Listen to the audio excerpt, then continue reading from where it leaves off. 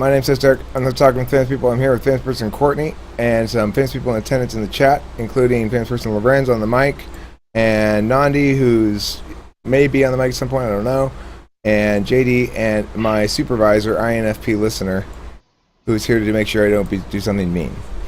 And Courtney, yesterday when we talked, I watched a little piece of a video that I wasn't here actually present to witness today, and you started talking about how you wanted as an NT, as a student, to receive only part of the information and be tasked to figure out the rest. Whereas you discovered as a teacher that most students didn't want that, and you found it a little bit perhaps frustrating. Can you expand on that? Yeah, absolutely. So I really enjoyed school. All my K-12 education, I really enjoyed science and math. I got my physics degree, and then I realized I wasn't going to be able to get my PhD because I wasn't dedicated enough. So I went into education. I was a high school physics teacher for 2 years, and I just quit my job at the end of the school year, though. I'm going to go into software. So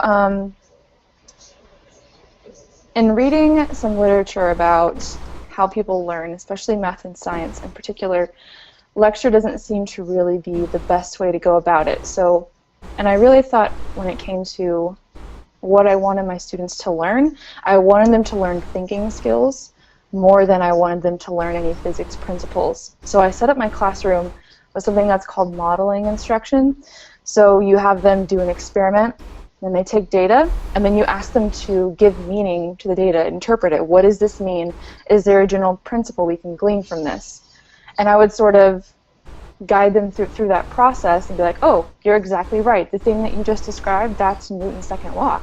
So let's see what this means. And I would give them some carefully chosen examples so they would help to kind of see different nuances within that principle. So that's how I set up my classroom. And I think most teachers that do it that way that I've spoken to, they're at schools where a lot of classes are more non-traditional. So I ended up getting quite a bit of pushback from students and parents.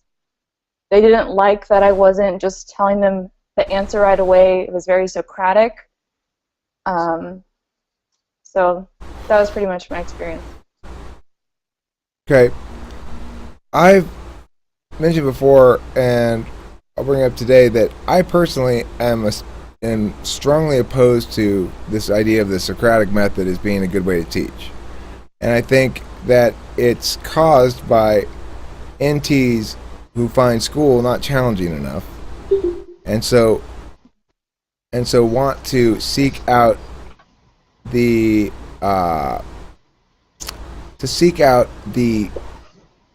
creative process implicit in reason. But the problem with it is this. You've either got two things. You got a closed system or an open system. If you have a closed system, which is like math and science, most of them are, especially something like physics or chemistry is more closed system than, I don't know, biology maybe or something. But regardless, when you have a closed system thing, the best way to actually produce educational outcomes is the other way around, is to go, let's drill you guys, drill you verbally, drill you, with images as well if you were so inclined, and have you learn as many rote facts as possible and rote principles and remember them and stuff, and then get you to try to link them together after you know them. In other words, there's two strategies to teaching something. You either teach them the grammar and ask them to and say, once you know the grammar, the vocabulary doesn't really, you just plug in the vocabulary, right? No problem. Or you can teach them the vocabulary first and then the phrases and have them sort of deduce the grammar. But I think in closed systems, it needs to be, you teach them that second way. You don't try to teach them the grammar first in closed systems. And in open systems, it needs to be the way, the grammar way. But even then, shouldn't be Socratic, because you're saying, here's how argumentation works. I'm not telling you which argument to believe in, but I'm saying, I'm not going, you don't sit here and tell me good arguments about this thing. You don't know, because you don't even know how argumentation works. And once you understand the grammar, then you're going to challenge me. The way you get creativity is to challenge everything I say. You get to say, it's wrong because this. But until you know some basic grammar stuff, you're not even going to be able to do that. So you just shut up and listen. Now that's the proper way to teach somebody an open system thing, is to say, you shut up and listen until you can convince me that you shouldn't shut up and listen. Because that's the test, right? If you can throw down, then fine, let's go. But until then, I'm your coach, right? And I know better than you. And it's simple. There's a simple methodology for proving me wrong. Prove me wrong. So that's my take on teaching in general. Is that when debaters get sophisticated enough, I fully move into my proper role as their pure helper, and they're directing their own education. But until they get there, then they need to sit down, shut up, and basically listen. And if they don't want to be there, then they shouldn't be there at all. They should just go. And anytime that kid says to me, I don't want to be here, I'm going to bail, then just go. Fine, no problem. I have no problem with that. But if you are there, then we got business to attend to, and that means the person who knows best and knows the most should be fucking shoving facts into their head. I guess I could see that. I don't know if I misrepresented myself in overstating how much I use a Socratic method, because I don't use it a lot. It's more as they're working through solutions, I'll just ask them questions to help them find the correct answer. Is that the Socratic method? Yeah, I mean, I do some of it myself. I think it's inevitable that some of it gets done.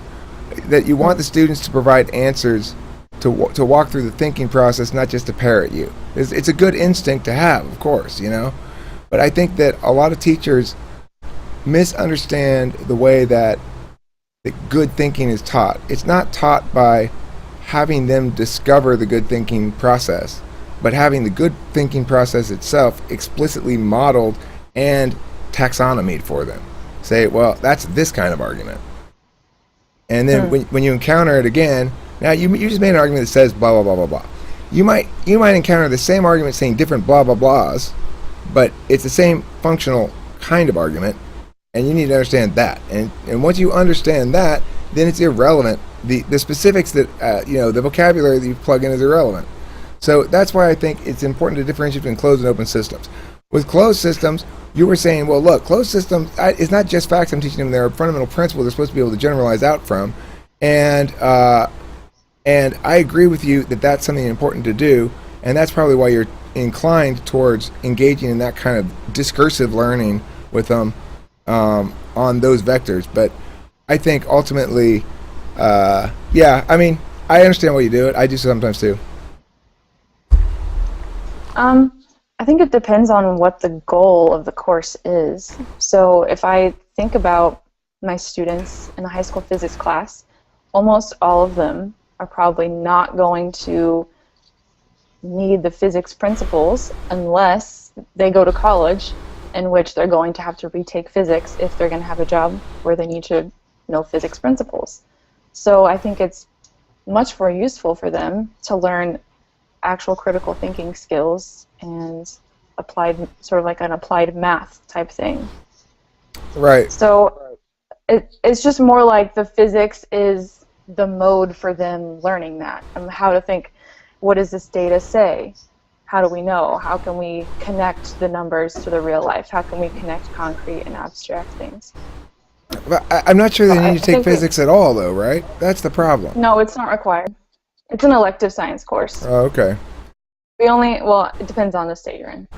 But, okay, even if it's an elective, I just have an issue with the way education's structured in general. Like, I have to take this many sciences. I can choose between this and this and this. I have certain choices in electives that, but I still have to stay in this spot all day. I've got to go to a series of classes. I've got a limited amount of choice between which ones I go to. But at the end of the day, one of my choices isn't go hiking right now. But it should be. Why isn't it? Because they're slaves or what? Yeah, that I have some fundamental issues with kind of the authority that we impose on students also. And I think that if I found a job at a more non-traditional school, it was just like a normal K-12 comprehensive, I probably would have been a lot more satisfied. Like, I know I have some physics teacher friends in like this little private school in New York, which of course it's private, and so only certain economic backgrounds can afford that sort of thing. But yeah, the students, they run the school. Like, they get to choose the rules. They get to choose their own schedule. They don't have grades, but there's still a lot of learning taking place, and they're very connected with their community. So I think there's a lot to be said for non-traditional schools that sort of empower the kids more. Yeah, I'd like to see students be tasked with real work. Like, instead of saying, let's do let's do a whole year's worth of practice work to teach us the ideas of physics, just have them work on actual physics shit if they want to do physics stuff, you know? Like actual problems that matter in some degree. Or at least if they're going to be learning about physics but not actually working on it, have them write a published blog on physics issues or something if that's what they're interested in doing. Like, find a way to say, look, what are you actually interested in life, individual human being? How are we going to direct you so that you can take what your interests are and your natural talents are and convert them into marketable skills and skills that will make you feel as though you've achieved the self you ought to have achieved, rather than making it so that you learn to obey and work for a company, you know? Mm-hmm. I agree. I think that so I have a kind of a problem with how, I guess, grades 6 through 8, like middle school, does science. They basically do almost the same topics every year, and they just repeat them. They aren't really getting anywhere.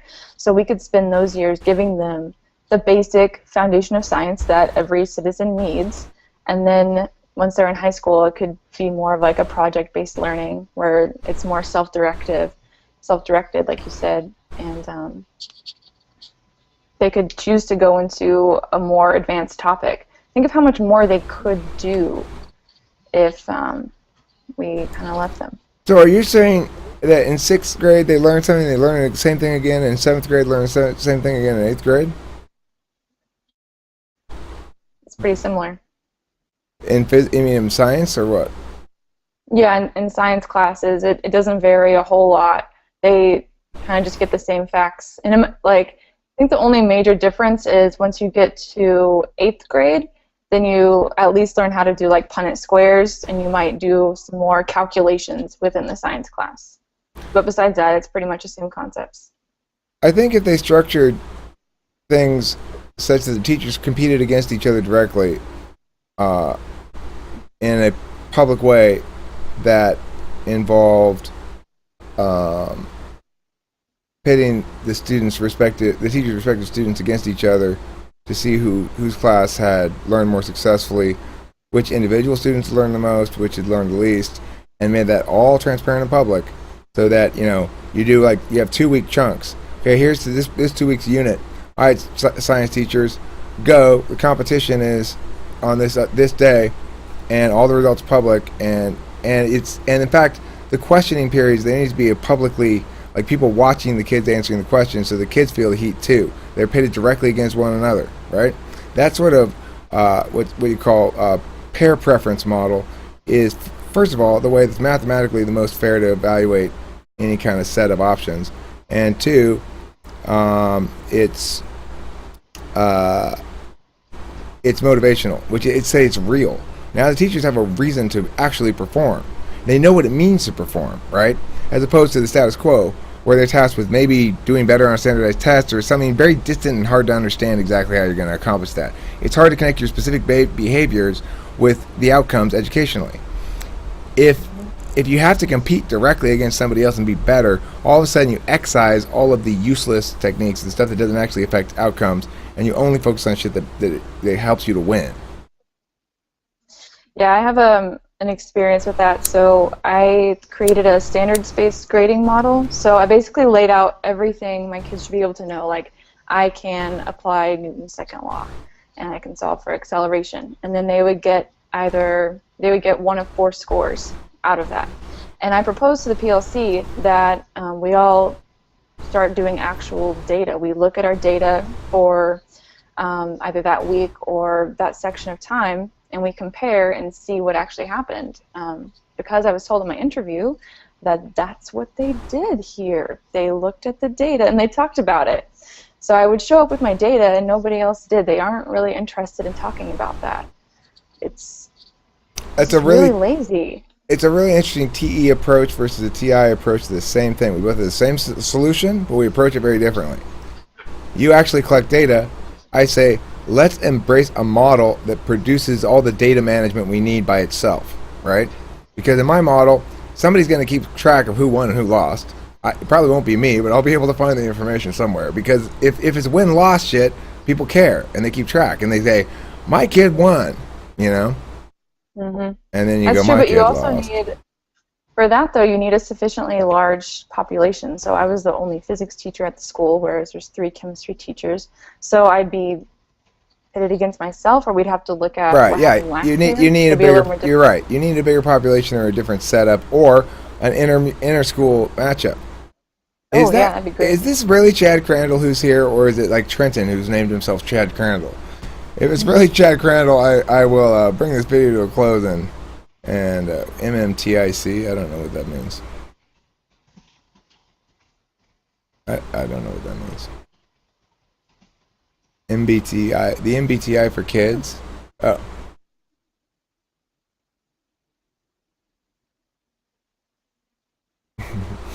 All right, well, let's end this video here for a second. Let's, Courtney, you want to have anything to add about educational stuff?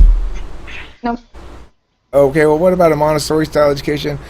I don't know exactly what it is. I will differentiate between education for grades under 6. I think that I'm much more comfortable with the existing model for younger children because they generally seek more direction, and it seems more fair to them in some sense. I don't know. It's complicated. But, all right. Anything else about education? Excuse me. I've been drinking Coca-Cola. It makes me burp a little bit. Teaching-wise, what?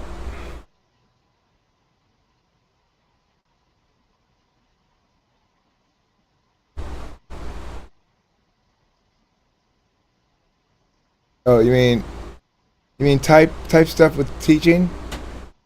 Yeah, MBTI would help a great deal in schools because I think we really need to differentiate educations by type. Basically, you need 16 different educational tracks if you want to standardize it. People learn differently according to their prioritization cognitively. Which function they prioritize is going to have a lot to do with it. Now, it might be the case that sometimes in childhood things aren't quite finalized. I'm not sure what I think about that. And if that's really Chad Crandall, I would love to hear his thoughts about it. I'm sure he's a lot more knowledgeable than I am about the existing notions regarding how cognitive functions express in childhood and stuff. It's not IQ though. That's a weak metric. It's like a meaningless mush metric.